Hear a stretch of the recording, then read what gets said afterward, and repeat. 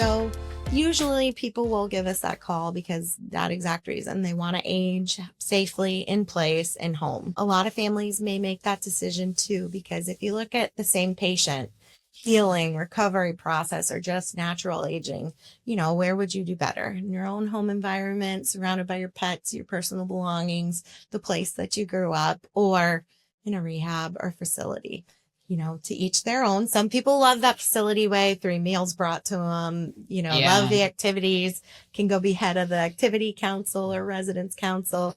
There's not a right or wrong way. But for that individual that does want to remain at home and live at home as long as possible, Touching Hearts at Home can absolutely help them do that. Sometimes there's a great cost savings to it when you really put the numbers to it, depending on where they'd be looking at living. And part of that is mainly because of meals or the nursing costs if they do need that additional support.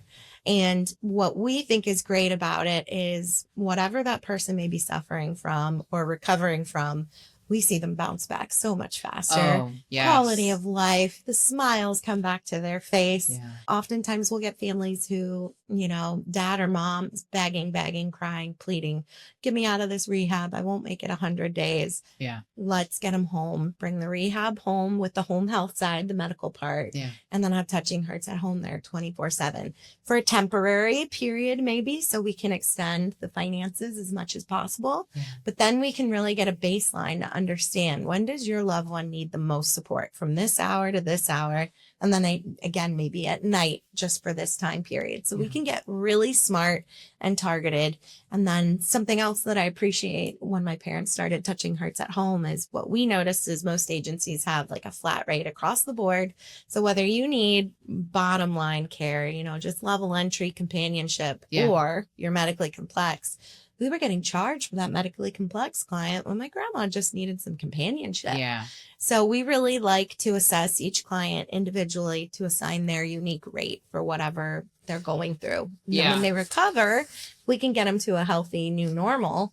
We can increase or decrease their rate depending on what's going on. Do you guys also come in when we're in that independent? Like, I know a lot of people that are like at the Village or they're at CCRC, like Okamic, and they don't want to go to assisted living. They're maybe on a walker, but they just want to have their spacious apartment and they love it and they decorated it themselves and they've been there for 2 years and maybe one of them is experiencing that higher level of care need, but they just can't get that care. Is that also an opportunity where you're seeing care providers coming in and doing those services? I think one of the big challenges that a lot of families will face on the front end is maybe mom or dad or mommy and dad cannot manage the giant house, the giant lawn, all the maintenance and upkeep. So that's no problem. We'll help them downsize. We'll help them get rid of some of their things or the majority of their things, maybe an estate sale, or help divvy it up amongst family members. We've seen certain families who say, you know what, we can't live in this mansion anymore. 7 bedrooms, it's way too many for mom and dad.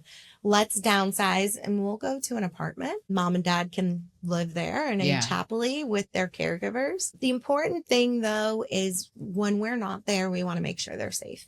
So, Shannon, we've seen it so many times where the family may have a long-term care insurance policy, which would cover our services 80 to 100%. And they don't want to activate the policy yet. They're saving it for a rainy day. Well, this could be, a 4-year policy, and that rainy day might just be now.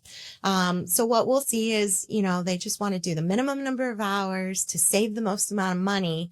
And, we don't sleep well at night and we're mandatory reporters. So if when we leave, mom's turning on the stove thinking it's the radio or the TV, that's not a healthy way to age, or if we come to work and dad's outside naked, roaming the neighborhood, trying to figure out where he lives, that's not going to be sustainable or a healthy way to do it. But with the right care plan in place, with the right resources in place, it's definitely doable.